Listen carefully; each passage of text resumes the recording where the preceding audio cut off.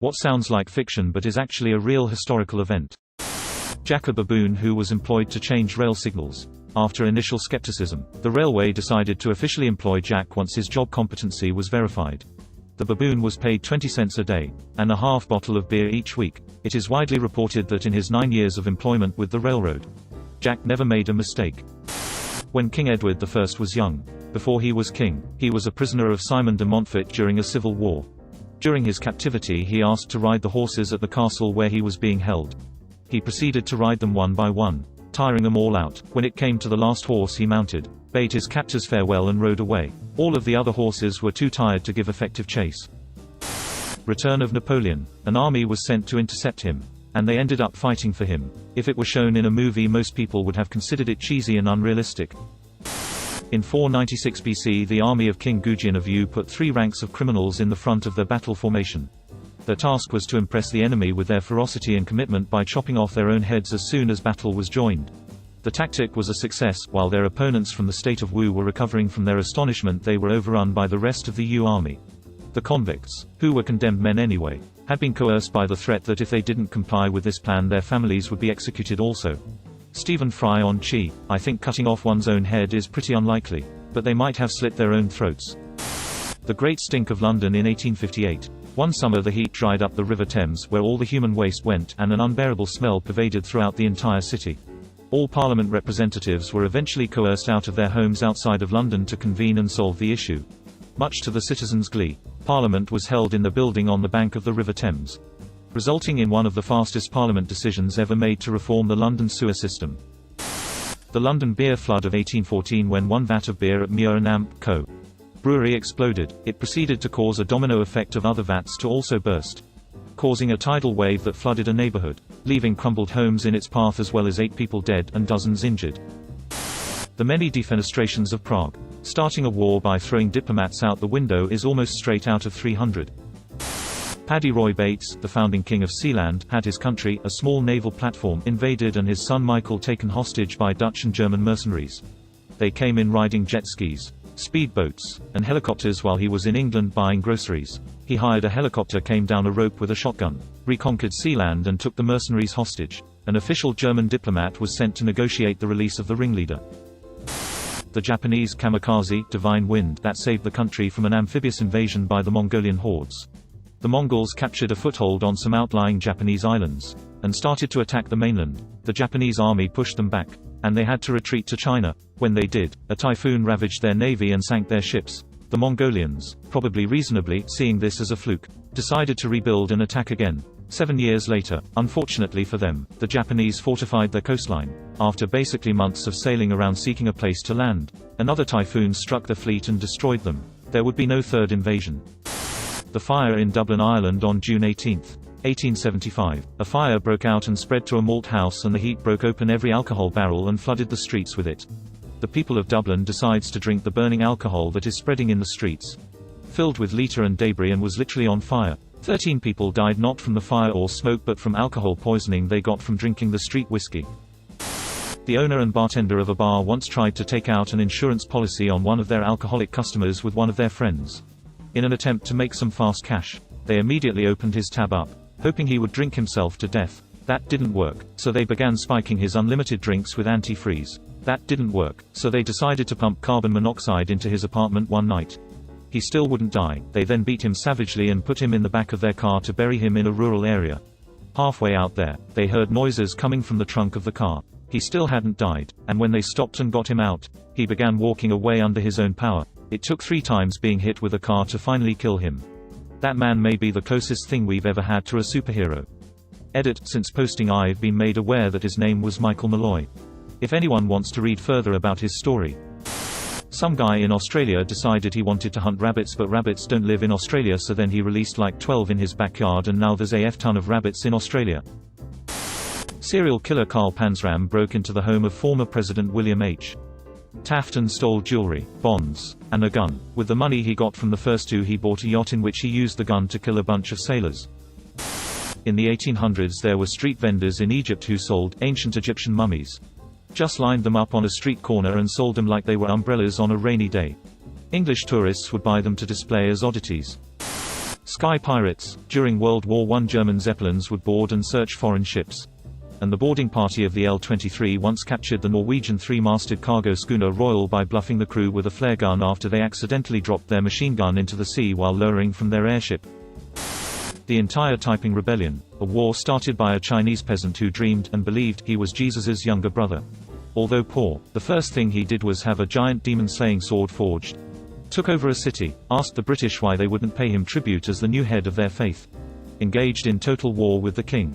Applied seduo-communist policies like abolishing private property, separated women and men from ever interacting, and sent the women to the front lines. Over 20 million people died, with some estimates as high as 40 million. It was the fourth deadliest conflict in human history. It killed more people than World War I. Only World War II, transition of the Ming, and ensuing conquest of the Ming were deadlier.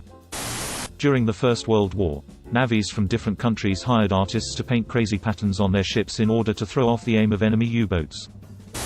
Ted Bundy escaped from custody twice. The first by jumping out of a 3-story building. Second time by taking a guard's outfit and walking out the front door. A Finnish soldier, who managed to escape capture after losing his squad in a methed-up hallucination. Being the doctor of the group, he was carrying the meth pills for the whole squad. And in order to survive and escape his pursuers, he took the whole pill box. 30 pills, when the allowed dosage for a grown man was 1. He survived in the Soviet wilderness for 2 weeks eating only pine buds and one time a Siberian jay that he caught and ate raw. When he was rescued, he was 45 kilograms and had a resting heart rate of 200 BPM. The Glasgow ice cream wars. 6 people died in a turf war over ice cream van routes. They were dealing heroin out of the vans. Operation Paul Bunyan. To summarize, some Americans were killed by the North Korean military while cutting down a tree in the Korean DMZ. In response to this, to show the North Koreans that you don't F with the United States, America went back to finish cutting down the tree with a little bit of backup firepower to help keep them safe. Specifically, America and South Korea sent a convoy of 23 vehicles and about 140 men. Armed with rifles, grenade launcher, vehicle-mounted chain guns, chainsaws, some with suicide vests, some with axes and taekwondo training. They had 27 helicopters circling behind them, 7 of which were attack helicopters. They had B-52s flying overhead, escorted or accompanied by F-4s, F-5s, F-86s, and F-111s, all of which were armed and ready to engage. They moved a carrier offshore. Just behind the border, they had full infantry, artillery, and armor divisions standing by. All this, just to chop down a tree, and to send a message, of course.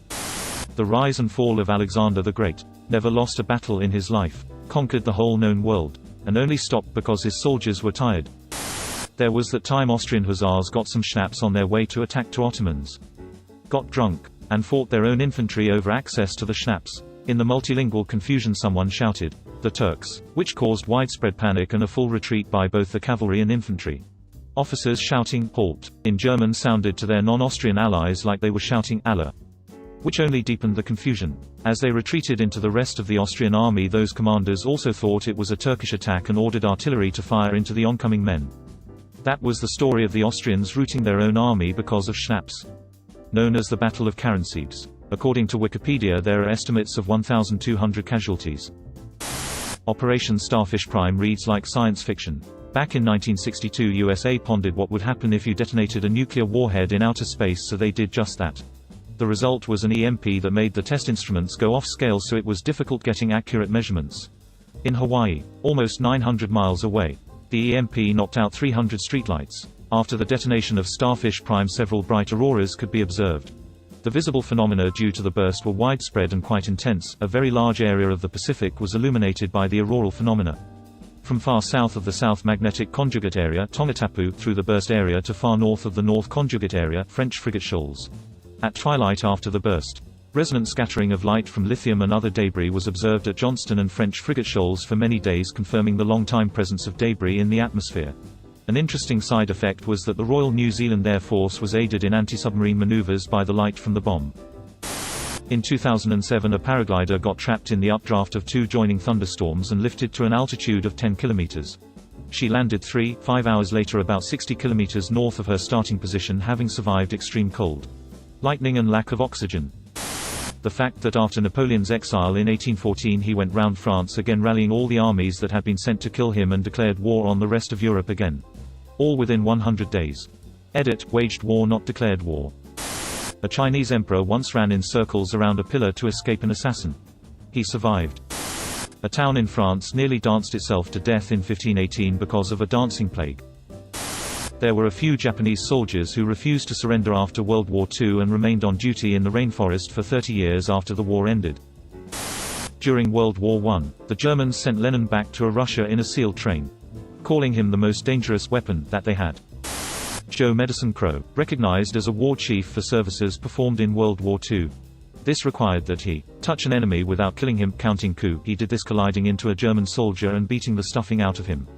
Taking an enemy's weapon, same event. Leading a successful war party, several. But most notable when he stole 50 horses from an SS detachment and rode off on one. Singing all the way, stealing an enemy's horse, see above. During World War II, the Polish army conscripted a bear.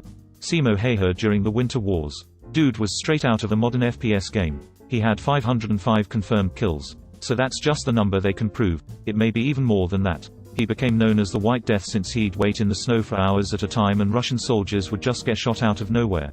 The man was absolutely insane. Sort of related, apparently. When Ron Howard had preview screenings of Apollo 13, on at least a couple comment cards were remarks about how the ending was so fake as to be unbelievable, as there was no way those astronauts were surviving that ordeal. The American Air Force shot a bear out of a B-58 while testing ejector seats. The Wright brothers went to the US military to pitch their plane. They were like, a flying machine? Get the F out of here. They did eventually bring them round in the end though. In 1504, a German imperial knight lost his hand to a cannon shot which forced his sword against him. He lived. Pretty amazing for that time. And instead of, stopping with fighting and living the rest of his life in peace, he had an iron hand forged. Some Jaime Lannister SH. Let me repeat that. This motherfucker had an iron hand prosthetic over 500 years ago. He continued fighting for 40 years, after which he chilled in the castle of Hornburg for his final years. His name was Gotts of the Iron Hand, and the hand itself is still at display. In 1987, a teenager, 19, from West Germany piloted a small Cessna and flew it into the USSR, without permit of course, all the way to Moscow, where he landed on a bridge next to the Red Square and near the Kremlin. He was one of the catalysts for the fall of the USSR, as the military's failure to shoot him down gave Gorbachev a perfect reason to sack key opponents in the USSR military. During World War I, Christmas 1914, the British and German forces on the Western Front unofficially made a ceasefire without the authorization of their superiors in order to celebrate trade goods and play football. Also during World War I, the Russian and German armies in Poland stopped fighting each other in order to fight off an enormous pack of wolves that had been attacking both armies.